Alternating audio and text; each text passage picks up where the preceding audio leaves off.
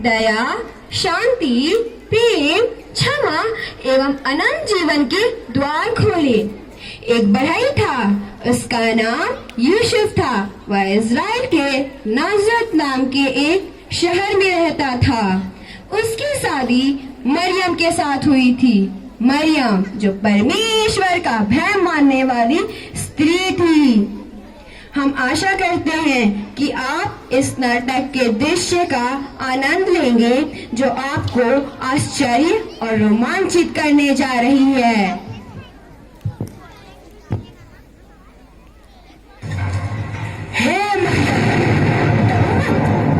परमेश्वर की तुम पर बड़ी कृपा हुई है।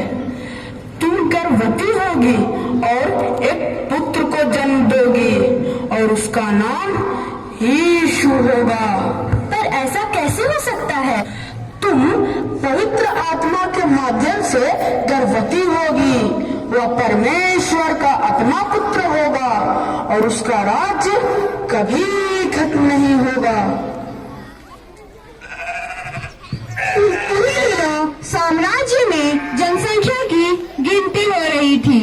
यूसुफ ने गलील के नाजरत शहर को छोड़ दिया और वो यहूदिया चला आया ताकि वो उस शहर की गिनती में अपनी पत्नी के साथ शामिल हो सके जो मां बनने वाली है।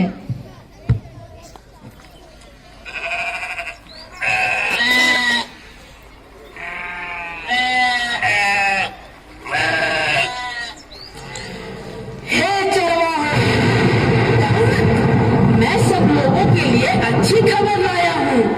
आज वो पैदा हो चुका है दाऊद के शहर में, हम सबका रक्षक, जिसे दुनिया यीशु के नाम से जानेगी। मैं उस होने वाले बच्चे का संकेत बताता हूँ।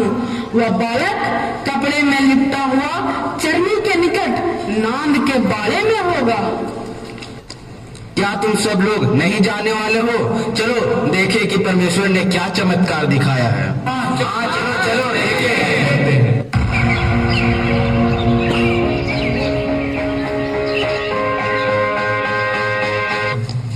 मरियम, मैंने वहाँ घास भूसे के बिस्तर लगा दिए हैं।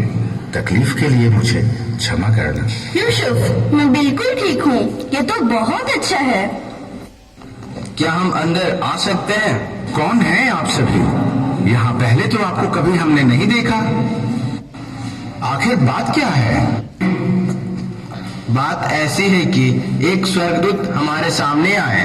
उन्होंने हमें एक अद्भुत बालक के जन्म होने की जानकारी दी जो हमारा रक्षक है और वही हमारा मसीहा है।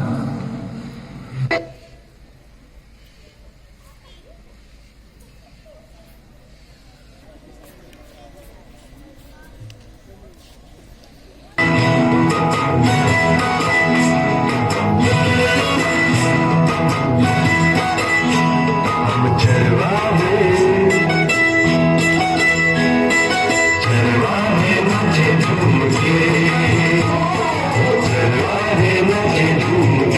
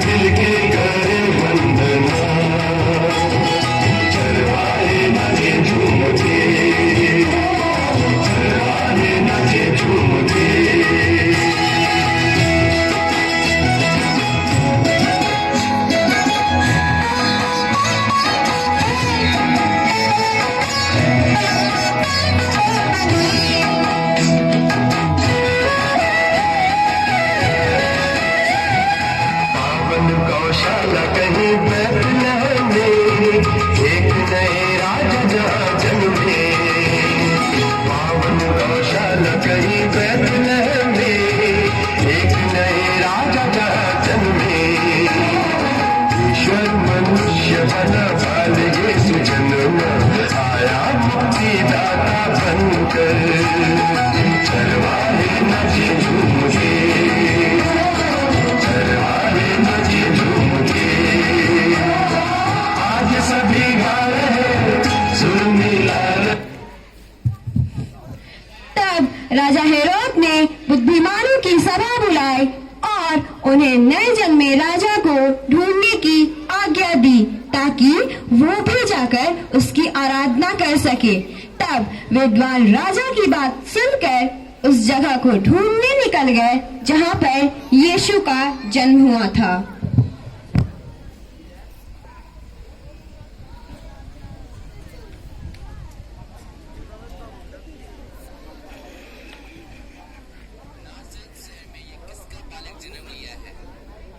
परमेश्वर का पुत्र कहने का अधिकार दे रहे हैं। सेनापति, जाओ, जाकर विद्वानों को बुला लाओ।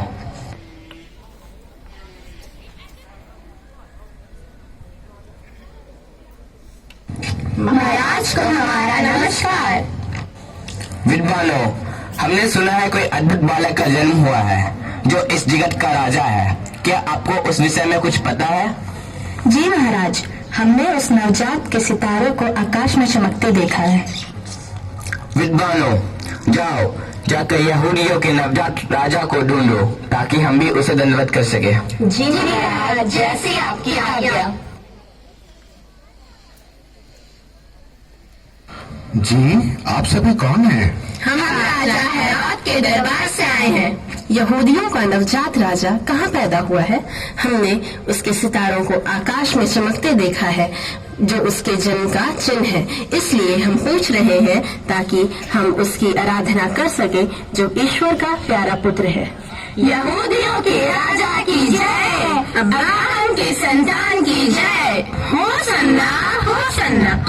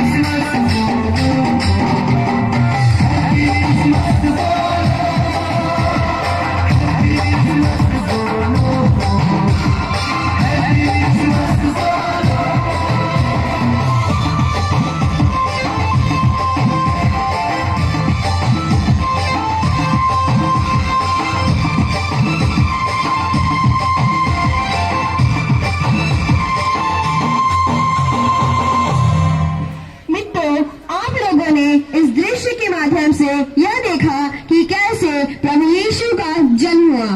अब आप अगले दृश्य में यह देखेंगे कि कैसे परमेश्वर के पुत्र यीशु मसीह ने अपने अलग अलग आश्चर्य कर्मों से लोगों में जागृति लाई, उनके विचारों को बदला, उन्हें बुराई के मार्ग से अलग कर परमेश्वर के सत्य मार्ग पर चलने के लिए प्रेरित किया।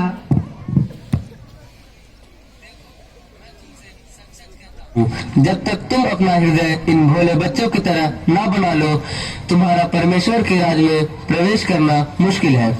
प्रभु, मेरे ईश्वर, मेरे स्वामी, मुझ पे दया कीजिए। मेरी आंखों की रोशनी चली गई है। उस आदमी को मेरे पास लेके आओ। तुम मुझसे क्या चाहते हो? प्रभु, मैं जन्म से ही अंधा हूँ। मुझ पर दया करो, मेरी मदद करो, मेरी आंखों की रोशनी लौटा दो। मैं तुम्हें देखना चाहता हूँ। अब तुम देख सकते हो, तुम्हारे विश्वास ने तुम्हें चंगा कर दिया। अरे, अब मैं देख सकता हूँ। तुम सच में हमारे प्रभु हो। तुम ईश्वर के पुत्र यीशु हो।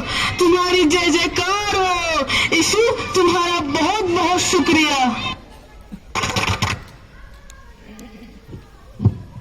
और इस प्रकार प्रभु यीशु ने अनेक रोगियों को चंगा किया, अंधों की आंखों की ज्योति दी और उनके गुनाहों को माफ करके उनके जीवन को परमेश्वर के ग्रहण करने योग्य बनाया। तो ये थी यीशु की जन्म कथा, उनके आश्चर्य कर्मों की कहानी। तो आइए देखिए कहानी हमें क्या सिखाती है।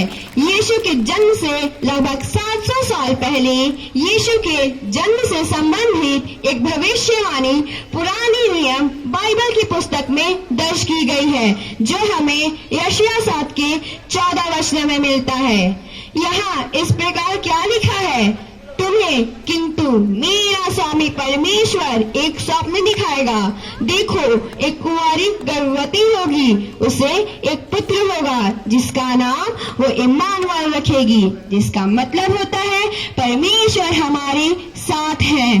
तो इसका मतलब ये है कि परमेश्वर के पुत्र का आना तो तय था, जिसकी वजह थी दुनिया में बढ़ रहा पाप। दुनिया को बढ़ते हुए पाप से बचाने के लिए परमेश्वर ने अपने पुत्र को भेजा। और यहाँ ये भी लिखा है कि कैसे परमेश्वर ने जगत से इतना प्रेम रखा कि उन्होंने अपने इकलौते पुत्र को भेजा, ताकि जो कोई उस पर विश्वास करे उसका नाश न हो परंतु अनंत जीवन पाए। तो यही समय है अपने विश्वास को मजबूत करने का, जैसा कि यूसुफ और मरियम ने किया। तो आइए देखिए हमें इस कहानी से कितनी बातें सीखने को मिलती है। हमें इस कहानी से 3 बातें जानने को मिली। पहली बात, परमेश्वर ऐसे सरल लोगों से प्रसन्न होते हैं जो उन पर विश्वास और उनसे प्यार करता है।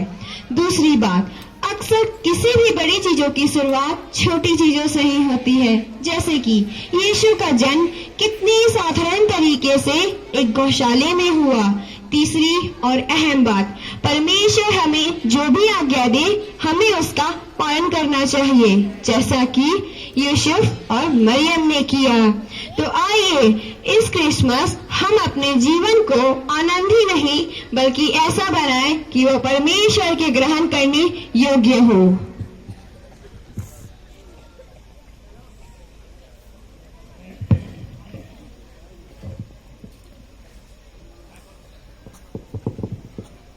हे मेरे प्रिय मित्रों, हम सबको अपने पापों से मन फिराकर पवित्र परमेश्वर को ग्रहण करें। बाइबल पवित्र शास्त्र में यह लिखा है, सत्य, मार्ग और जीवन यीशु है। परंतु मैं तुम सुनने वालों से यह कहूँगा कि अपने शत्रुओं से प्रेम करो, जो तुमसे बैर करे उनका भला करो, जो तुम्हें श्राप दे उनको आशीष दो, जो तुम्हारा अपमान करे उनके लिए प्रार्थना करो। यीशु मसीह परमेश्वर की संतान और इस जगत की ज्योति है। वो हमारे पापों को खत्म करने के लिए इस जगत में आए और हमें परमेश्वर के प्रेम के साथ साथ उद्धार का मार्ग दिखाया। हम परमेश्वर के पुत्र के सदा आभारी हैं। यदि हम अपने पापों को मान ले तो वह हमारे पापों को क्षमा करने और हमें अधर्म से शुद्ध करने में विश्वास से योग्य और धर्मी है। धन्यवाद।